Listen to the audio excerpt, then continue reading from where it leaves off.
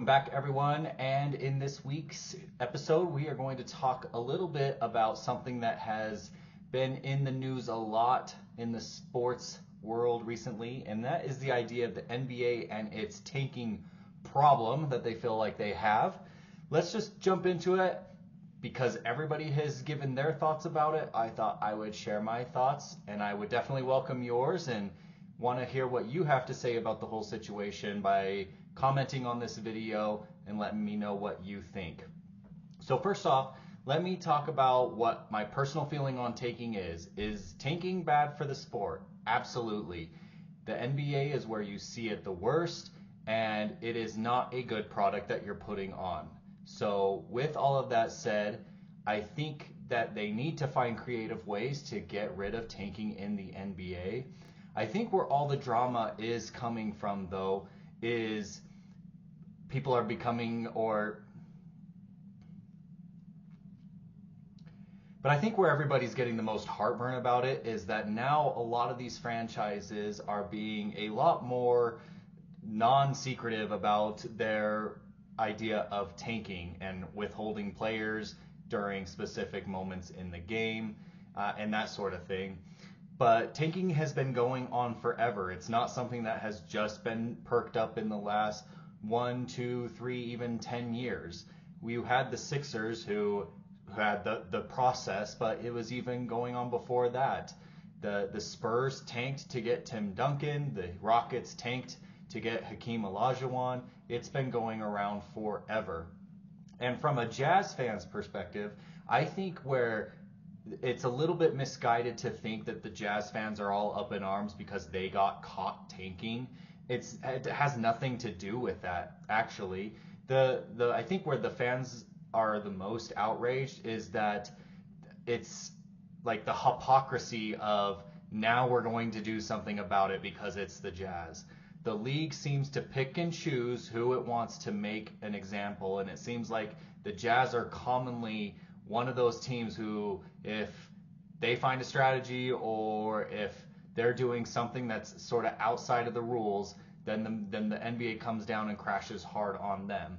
It also seems that with all the conspiracy theories, and they just are that, a lot of them I like to joke about, but the fact that the Jazz haven't been able to win the lottery, and then you see who actually does win the lottery, it's just sort of just makes the Jazz fans a little bit angry, especially because the Utah Jazz have been a good and structured franchise for the past 30, 35, 40 years.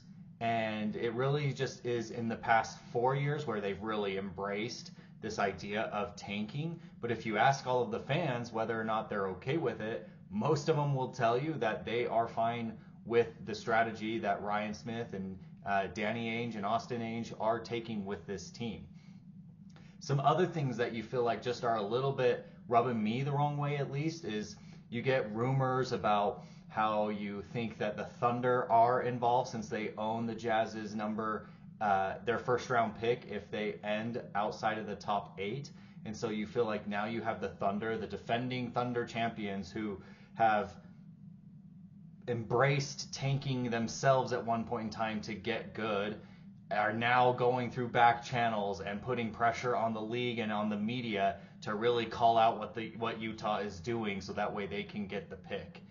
And then also, you know that the NBA is heavily involved in gambling rings and all of the legal gambling rings, don't get me wrong, but all of these legal gambling entities.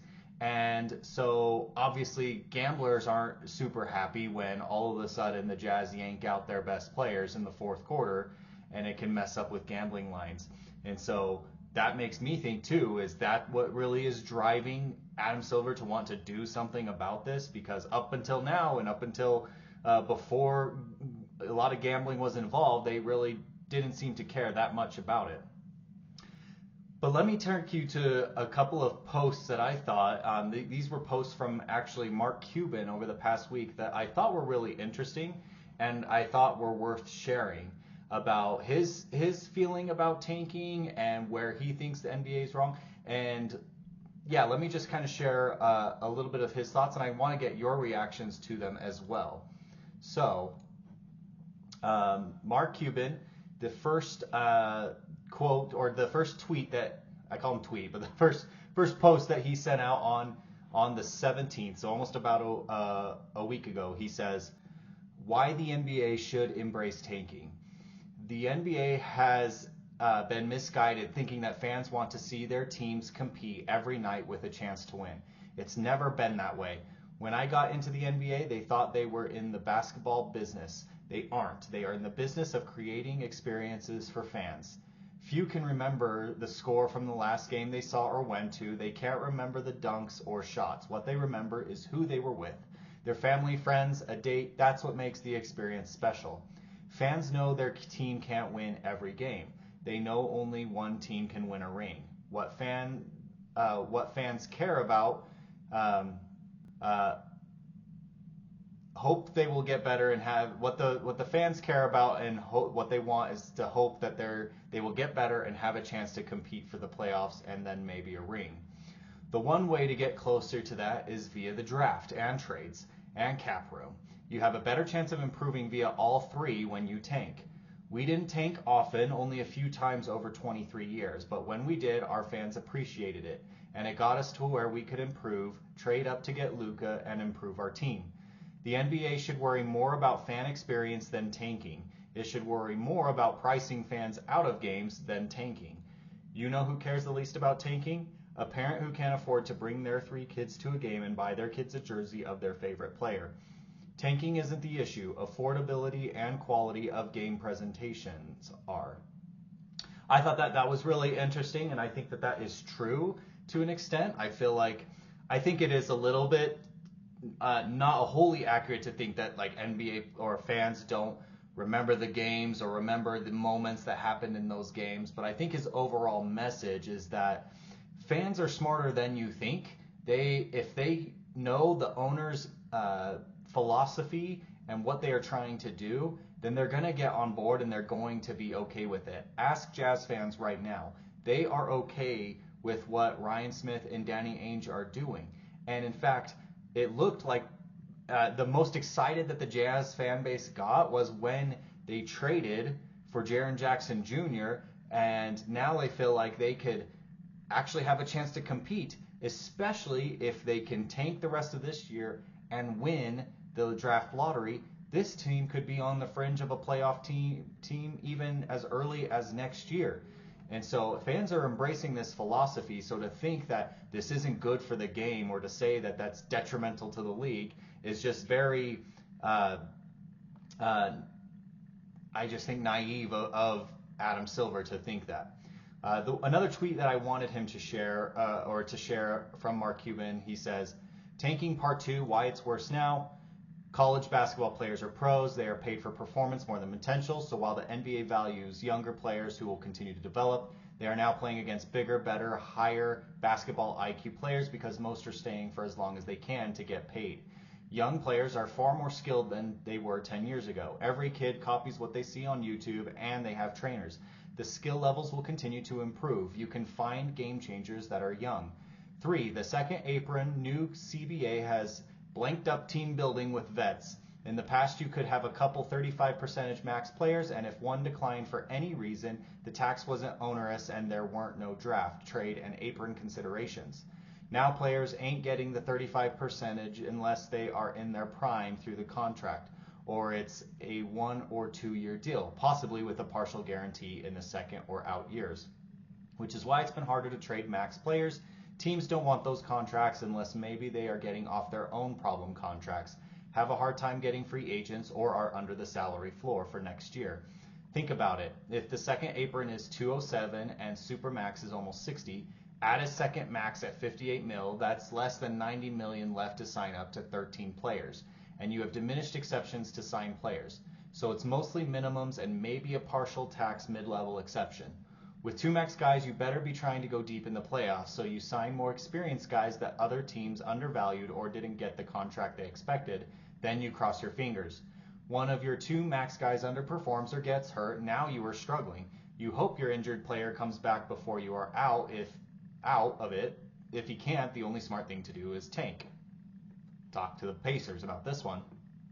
It's the only way to really improve your team since you are at or near the second apron, which means there is a huge premium on great players in their rookie deals. And the way you get those great players on their rookie deals is to tank and hope the lottery gods are on your side. Finally, the worst blanket that the NBA dishes out is that if you don't lie to your fans about what you are doing, even though it's obvious to them, you get fined, and then they threaten you with losing picks. A couple years ago, we tanked for about a week, and I got fined $600,000. It's a joke. You can't tell the truth to your fans. If instead you could say this team isn't what we thought it would be, injuries, whatever reason, our scouts think this upcoming draft is really good. Top 6 could be all-stars, top 12 strong rotation players, maybe a breakout player. We can't sign a player for more than the tax player mid-level, and even then not the full amount because we are so close to the second apron. If we can get a top 4 or 5 pick, we actually can pay that rookie more than we can pay anyone else in the NBA. Yes, we have to make some moves to slot him in, but worst case, we can stretch one or more players. Our goal is to win a championship. We are never going to get everything right, but this is our strategy. We wanted to be straight up with you. We will be having a strategy session with our season ticket holders, and I'll answer all your questions. And then after that, we will have the same with all the fans. This wasn't the season we wanted or expected, but I promise you that whoever's on the floor will be playing their hearts out. So thank you for being patient with me reading that whole thing, but I just thought it was a good scenario to just highlight the fact that really fans aren't stupid. We understand what the strategies are, and most of the time we can go along with it, and we hurt the same way that the owners hurt when things don't work out. And the Jazz are at a disadvantage when it comes to trying to lure free agents, and so the best way that they can improve is by going to the draft and hopefully getting good draft picks, or overpaying for them through the assets that they have via trade, or maybe if they can overpay for a free agent, but even that is not likely. And I think Rachel Nichols said it really good in her tweets and interviews too, when she says that tanking is the symptom, not the problem. The problem is that a lot of these teams can't get better when through normal means, and so that's the only way that they can do is to tank during the draft. Look at like your last 4 number 1 draft picks. You have Cade Cunningham, who was like the leader to being the MVP and the best player on the team with the best record in the NBA. And they went to the Pistons, who were terrible and deserved to have that, but now they are immediately playoff contenders. You have the Spurs, who tanked for a couple of years. They get Wembanyama, and now they are immediately a playoff threat. And then other teams. Now you have the Mavs, who got Cooper Flagg, and they actually aren't playing as well, but the 2 of their best players have been injured all year, and so that's the main reason. Otherwise, they would probably be a playoff team. And I know that I'm missing out on one really important one that was drafted here recently too. Paolo Banchero, that's the one I'm thinking of. He wasn't a franchise changer really, but that Magic immediately went to the playoffs during his rookie year. So the fact that the people say that the Jazz have been tanking for 4 years and that they're just not getting better. Well, the Jazz have just had really crappy draft luck. And so if you actually make the draft what it's supposed to be for, which is to help bad teams get good, then the Jazz wouldn't be stuck in this position for so long. The Wizards wouldn't be stuck in this position for so long. I think it's, moving on, I think it's ironic that Adam Silver is saying that he's fining the Jazz for conduct detrimental to the league. And I just want to call out a few things that I feel like are detrimental to the NBA that maybe he should worry more about fixing. Number 1, flopping. 2, inconsistent officiating. 3, allowing players to force their way out of small markets. Load management. The whole All-Star weekend is a detriment to the league. Having divisions that don't mean anything. And the lack of parity that there is from year to year. So now that I'm kind of done with my complaint section and venting, here are some of the things that, I don't want to go down into the nitty gritty, and I don't have the full, the best answer. If I did, then I wouldn't be doing this in front of you all. I wouldn't be complaining. I would probably be having a higher paying job somewhere else. Not that this job pays me anything, but I think if I could summarize some of the things that would make me enjoy the NBA a little bit more. First of all, I think you need to make winning your division mean something and bring back some of these regional rivalries. One way that has been done it is I think if you really are going to have two expansion teams and we get up to 32, most likely Seattle and Las Vegas, I think you need to restructure the division so that there are some heated division rivalries and you can have that at stake. Have maybe make it like hockey. Have 4 8-team divisions, and the winner of the division gets a guaranteed home court advantage in the playoffs. And then when you look at schedules, you can maybe shorten it a little bit or find other way, but make your schedule a little bit more predictable and also have it make sense. Right now, it just seems like sometimes you play 2 games against people on the other side of the conference, and then with half the other teams within your conference, it's 3 games, maybe 4, and it's not even guaranteed 4 within your division. Sometimes it's 4 with people outside of your division. Just make it simple so people can understand. You play with the 2 extra teams, you're going to play 62 games with every team playing at least each team twice, so that makes up 62. Maybe within your conference, you play the other 15 teams 1 more time. That gets you to 77 games. Everyone within your division a 4th time, so that's 7 more games. That takes you all the way up to 80. That takes you to 77. That takes you to 84, and then add maybe you leave it at that. So most people are arguing for taking away games. I'm even arguing go ahead and add more, but make it so where the division or the regular season schedule is a little bit more predictable. Going back to the lottery, I think we really need to lessen how many teams can win the lottery. The fact that the Jazz had the worst record in the league and got the number 5 pick is a complete joke. Even if it wasn't the Jazz and it was somebody else, the fact that can happen and there's like a 50% chance that could happen, it's no wonder you're going to continue to see teams like the Jazz try and tank until they can finally win the lottery.